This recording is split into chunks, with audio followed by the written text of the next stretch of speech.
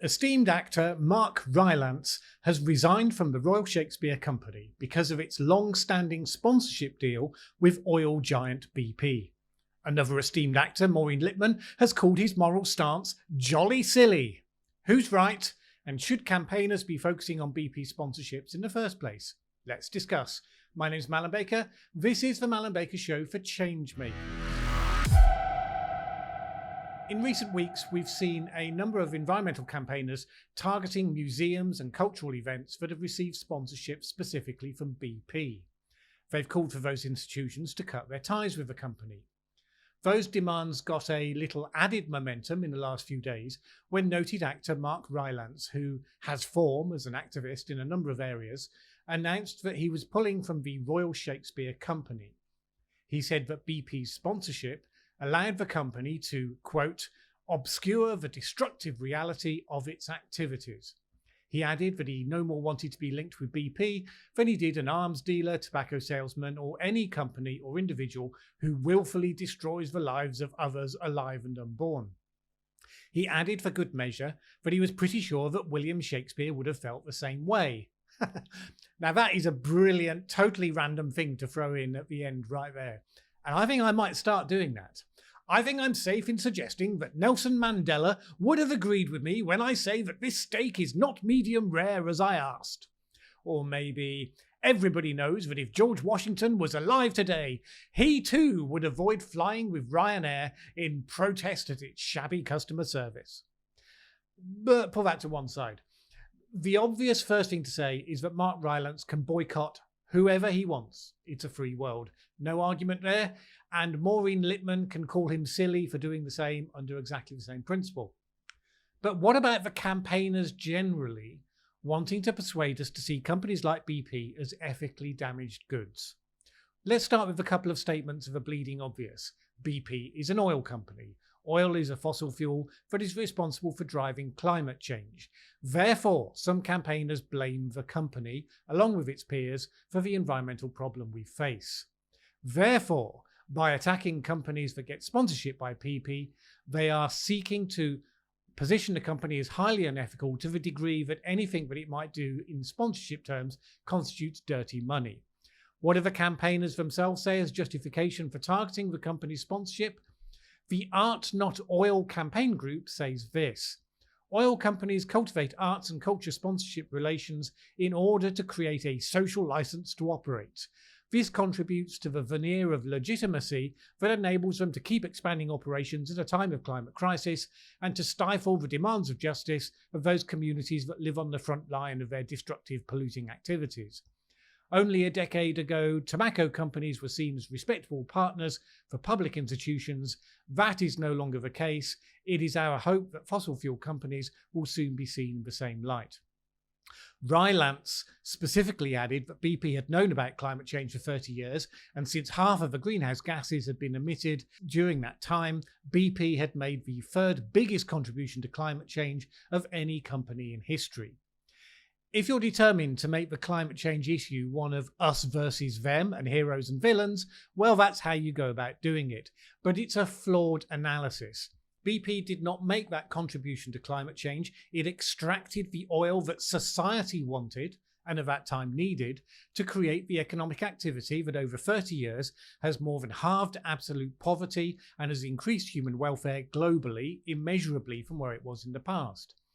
BP knew about climate change, yes, and we all knew about climate change. Margaret Thatcher first made a speech about how we had to take it seriously in the 1980s. We all knew it, and we drove cars and heated homes and created cheaper food and built infrastructure and buildings and had plenty of babies, increasing the size of the population. And we didn't do any of those things because BP told us that we should. And BP, like the others, extracted the oil we wanted to do those things, and we as a society benefited in social terms from all that economic activity, just as we as a society now find that the unintended consequences are coming home to roost.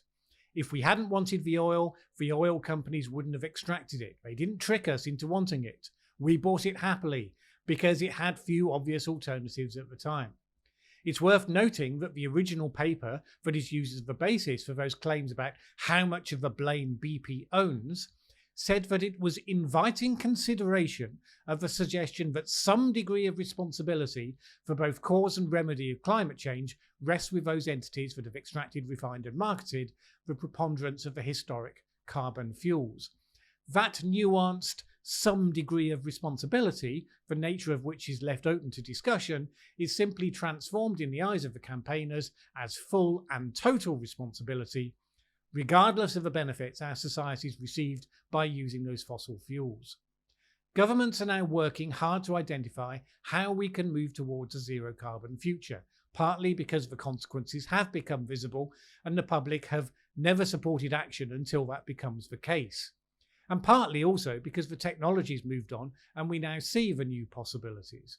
No oil companies are preventing governments from committing to zero carbon. As we demand alternatives, such as hydrogen fuel infrastructure, the old energy companies will invest into those areas to help solve those problems and profit again by providing society what it wants. If they fail to do that, they go out of business. Does it mean oil companies have never done bad things in their short-term interest? No, we know full well that people follow incentives, and when markets provide perverse incentives, we will get problems. And when companies do bad things, they should be criticised and held to account, for sure. Does that mean that a great strategy for bringing forward the age of zero carbon energy is to demonise the oil companies and make them into the villains of climate change? Well, arguably not, because by focusing on them, you're taking time, energy and focus away from things that might actually make the difference. When you demonise a company, you look at anything that they do that may reinforce your narrative, and you ignore everything that might present them as a more nuanced phenomenon. You turn them from potential allies into implacable enemies. And guess what? You'll find whatever it is you're looking for, just as you would have done if you'd looked for the opposite. Now, I noted this in my previous video when I looked at the accusations about oil companies lobbying against legal action on climate change, where campaigners would assume ill intent behind a really wide range of actions that had alternative explanations. But it's all about casting blame. Do you want to blame someone? Look in the mirror. Or if you're really young, fine, look at your parents. We are the people that consumed the oil. But then suppose we forget about blame and instead take personal responsibility, which is overall a completely different concept. Because ultimately, we as a species are consistently, psychologically unlikely to behave differently to the circumstances we had over the last 30 years than we actually did. And the economic progress we made did serve a purpose. Many fewer children die. Many diseases have been conquered. Many fewer people live in the most grinding poverty. Mostly, we did a good job. But now we've got another big challenge to face together.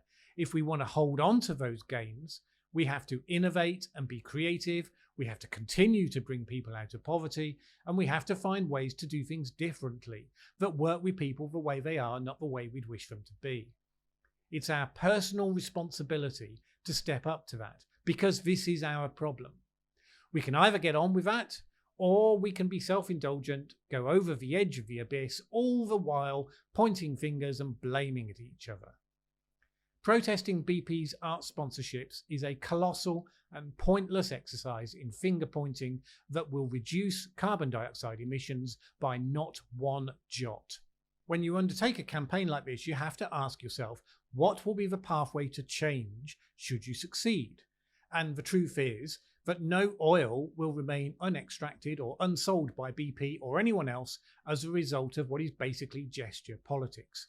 Even if it was radically successful in its short-term tactics, unlikely as that may be, and every single art sponsorship by BP was cancelled, would that stop it from extracting and selling oil?